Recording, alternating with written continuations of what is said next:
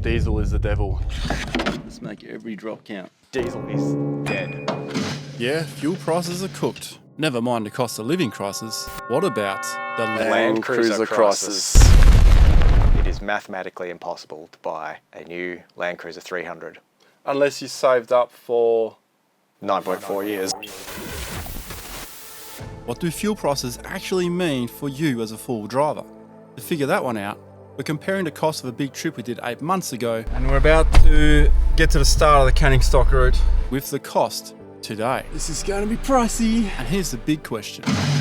Has owning a new LandCruiser slipped out of reach forever? And if you switch off now, you'll miss a few simple ways to keep the costs down. Controlled squeeze. And it's not just on fuel either.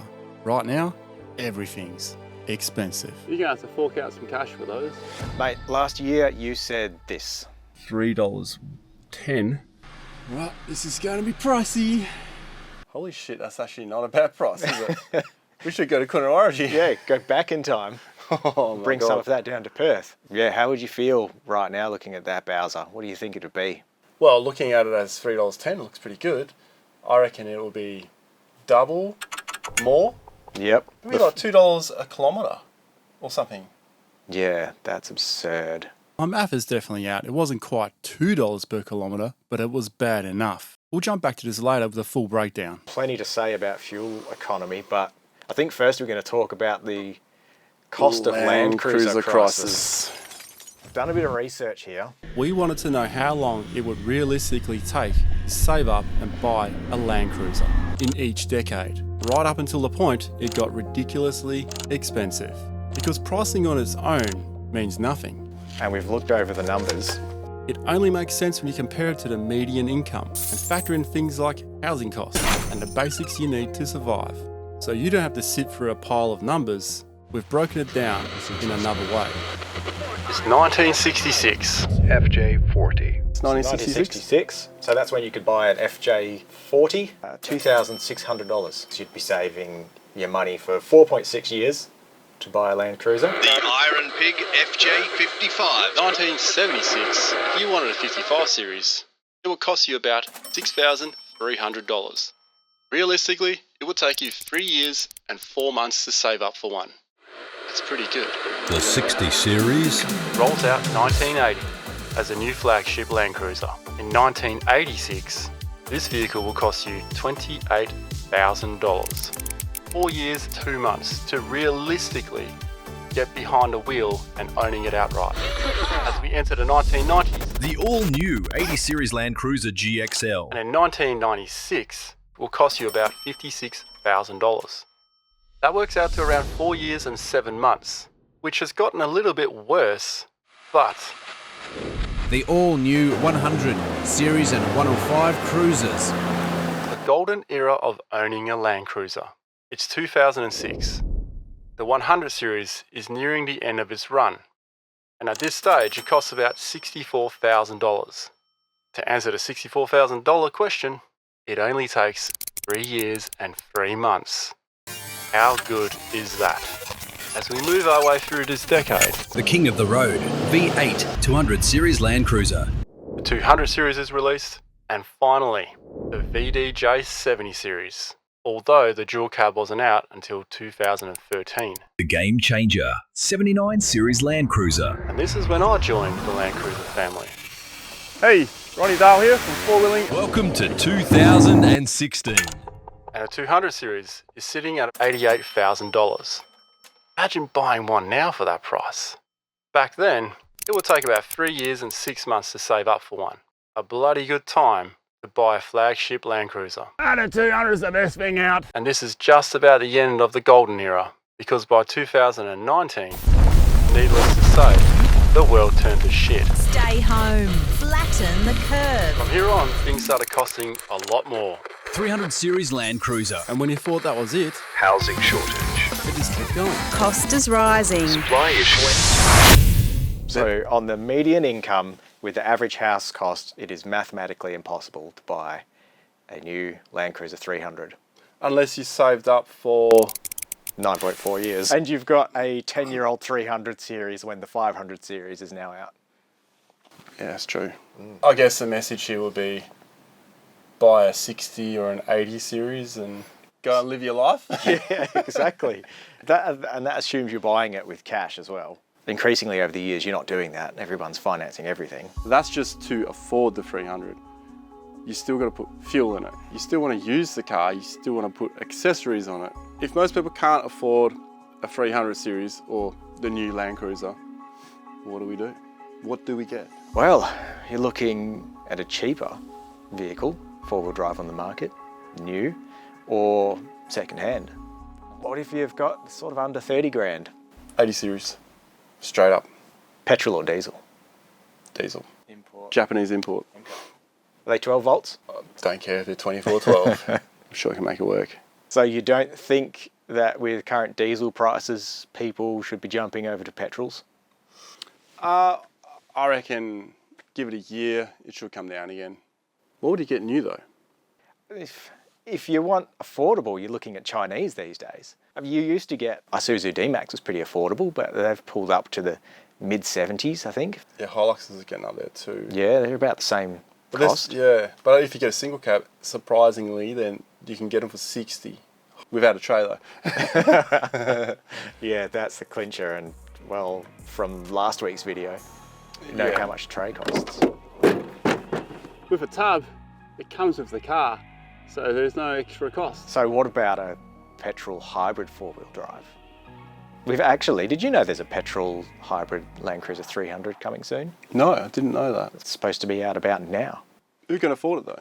Exactly. So Probably then you're more. looking at the GWM Tank 300 and 500. Yeah, I'm not into Temu LandCruisers. BYD Shark 6. No, I would rather drive a Tank 300 or 500 than a Shark. Well, what do you think is good value on the market today? If you are looking at that price end of like 120,000, Yeah. I think you'd be crazy to buy a 300. You'd be better off buying a 250 because you get more with it. So the base model of a 300 is $109,000 for a base model. You get not much with it. The Altitude 250, it's 103,000. So it's 6 grand cheaper.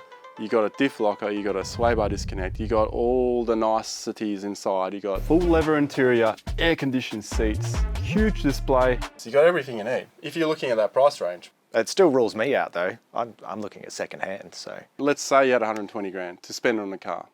What car would you get? I do like the Grenadier. I was hoping you would say that. But is it practical for the young family? And The wagon is. It'll just be like having any other wagon, really. I didn't care too much about him or think anything of him till you got one, and Yeah, until you actually saw it and drove it. slowly became sold on it. Yeah. Oh, I was the same. Until I could borrow one, I was not really interested. Yeah, it's interesting. I was interested in taking a test drive, but yeah, that was about it. Something like the BYD Shark, I'm not even interested in test drive. Yeah. Don't even give a shit. And What if they paid you to say good things though? well, that's the other reason why I wouldn't do it, is because they've tarnished that. So even if I did get one, people are going to think I'm being paid because that's what people think. Yeah, and that happened to a few people. Yeah, some guy bought one, right? And Yeah. Even showing the purchase Oh, did he? on screen. I Oh, think wow. people still didn't believe him. Holy shit. No, you just printed that. And it's not just the vehicles that have gone up in price, accessories as well. I remember suspension back in 2014, I know it's a bit further than 10 years, I could get shocks and springs for about 3 grand. Yeah. That's a decent set, you know, it was Dobinson, installed. You hungry, mate? I could feel it coming too. Shut up. I reckon you'd be hard pressed to find the same suspension equivalent to 8 or 10 grand. That's insane. Because I know someone who recently bought suspension for their 76 series. They quoted me 10 grand. I'm like, what? How much? 10 grand? You looked around and found out that's the going rate these days. Pretty much. So as the inflation soars and accessories and mods go up, do you think it's going to push people towards budget gear more?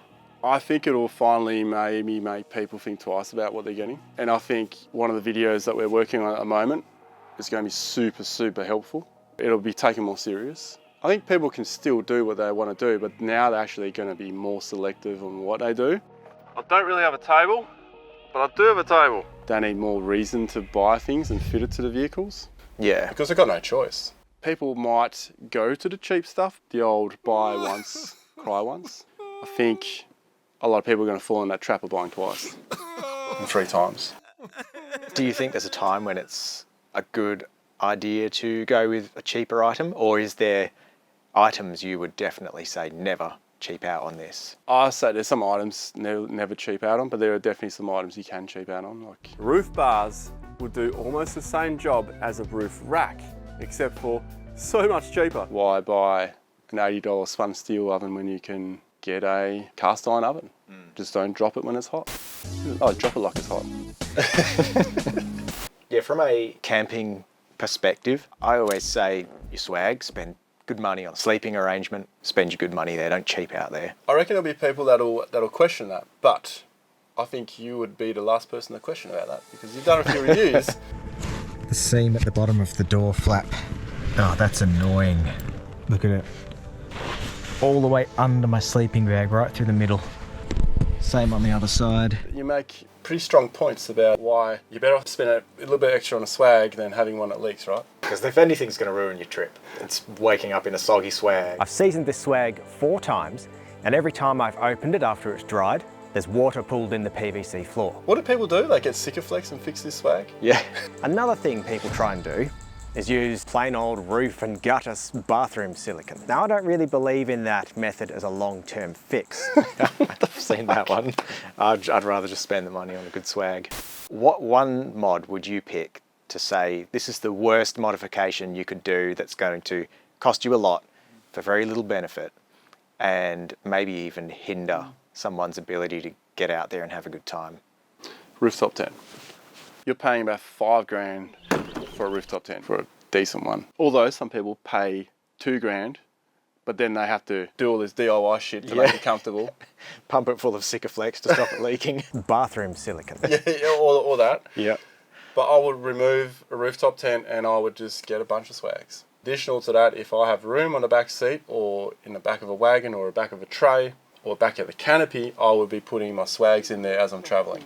I don't care how hard it is to get the shit. Everything just locks in. I can still get to stuff. You'll be saving, as you know, because you've done a physical test of swags on a roof, right? Yeah, it's at least 2 litres per 100. It's a lot of fuel. For me, it would also be very large tyres. Like if I was thinking about putting bigger tyres on my car at some point, I wouldn't be doing it right now. Fair enough for you, you've already got it. Yeah. I wouldn't be saying, oh yeah, sell the 35s and go to 32s.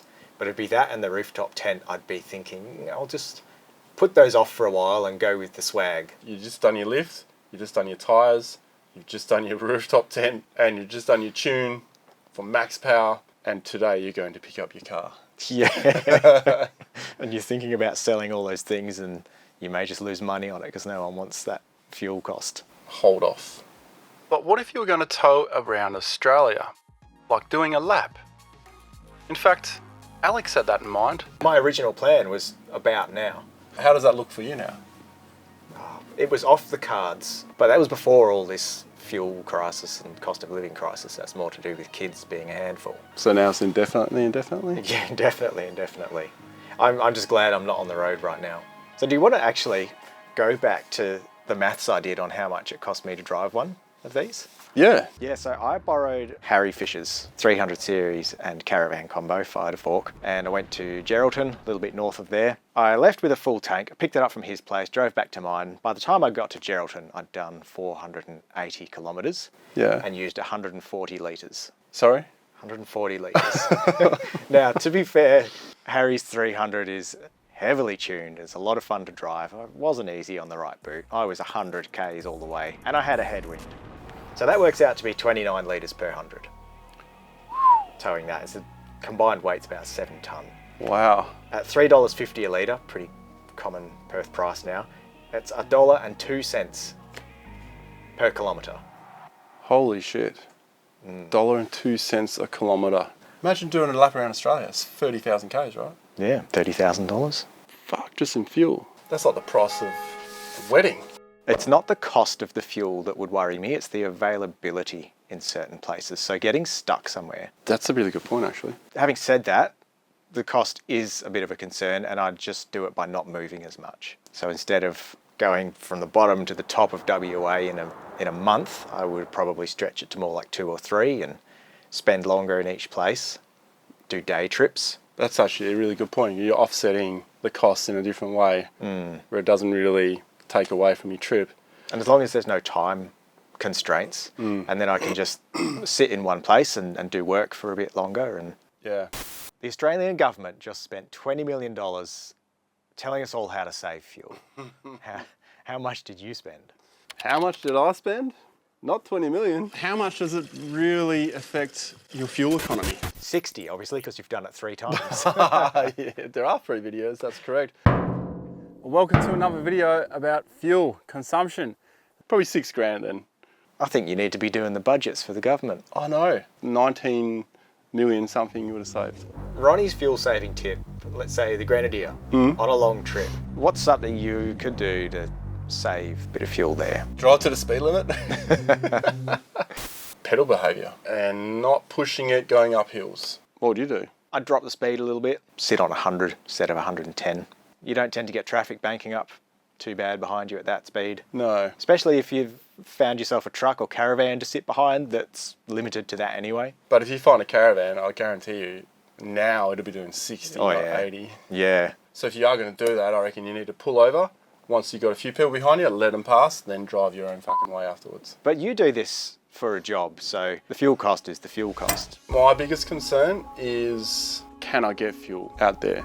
Let's see how much fuel I get in the vehicle. Something like the canning stock route, but having all that planning and everything booked in and all that, I'd say I'd still do it. I just know it's going to cost me more. Here is my fuel bill for the canning stock route that I did last year. The most you've ever spent on fuel there, Not this much.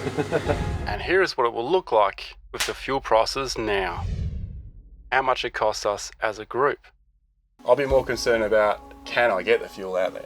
Yeah. You know, and when I get out on the other side, can I get fuel at all these other places? Do I need to fill up at $4 here so I can definitely make it to Broome? You know, that's where your long-range tanks are going to be doing you a favour. You have less worry about that. You can fill up where it's much cheaper. Yeah, but I think a lot of people will be reluctant because it costs so much to fill it up. Yeah. But I see it as on-road insurance. Out here, it's not about will I make it there. You fill up when you can. Some other place may not have fuel for any unforeseen circumstance. You've really got to be careful. What do you think the price per litre cut-off would be? Like, no, I'm not going on the trip now. That's too expensive. I wouldn't plan the CSR now. If I had it planned, then yes, but I wouldn't plan it now. I'd wait for the fuel to come down. Yeah, I don't think I'd even bother with a day trip. Like, well, if I'm going to go out there for a day and come back, I may as well camp for 1 or 2 nights.